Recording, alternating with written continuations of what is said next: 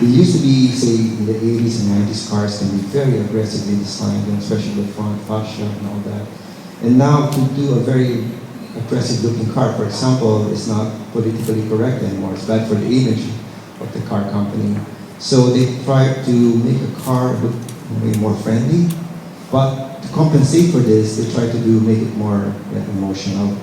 So I think this is one arbiter I can see at the moment.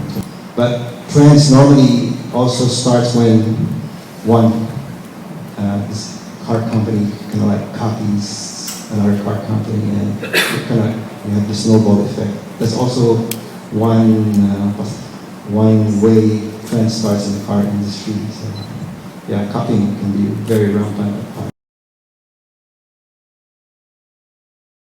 Understatement, you know. Normally, if you understated cars normally have features that last longer. In the graphics, the details, the treatment of the surfacing, and so on. So these are some of the main things that can, and also not, when I say understated, it's tries not to be too trendy as well.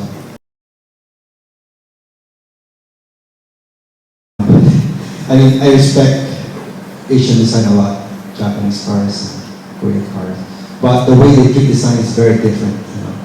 I mean, if you look at, say, a Hyundai or a Kia, they're very nice, exciting cars, but the way they treat the design is a little bit, they try to, it's more of a hard sell thing. With Audi, Mercedes, and other luxury German brands especially, it's a little bit more of a understatement thing. And this is really a challenge with luxury car design. Is that you have to design a car with a lot of presence, but at the same time, it has to be understated. I mean, look at some of the, say, Asian-made cars. They like to do like stroke angles in their lights, on their lights, and all that. With Mercedes, it's a little bit more horizontal oriented, more calm, more status, more stable.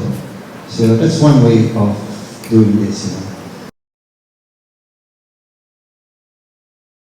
There's certain things like, first of all, the proportion of the car, which is basically a rear-wheel drive car, which is unique to not so many car brands. There's also like the volume of the car, which makes the car lighter or heavier and all that.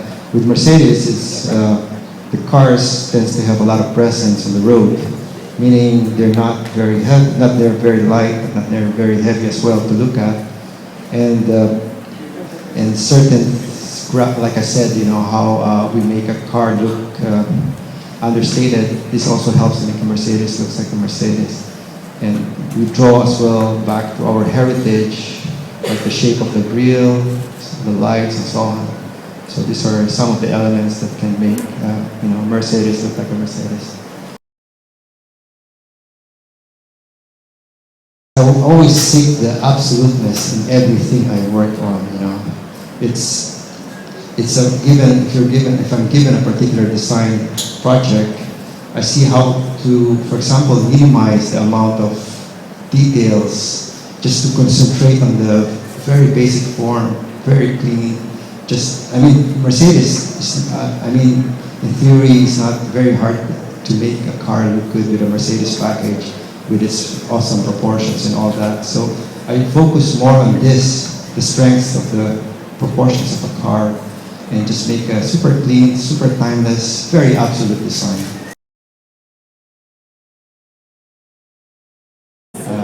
My wife. Inspired from other great design works as well, you know, especially cars. I don't limit myself to existing Mercedes designs. I also look at other car brands and see, wow, that's a nice looking car. And I get very easily inspired by this, and I say, oh, I'll do something better than that if I can.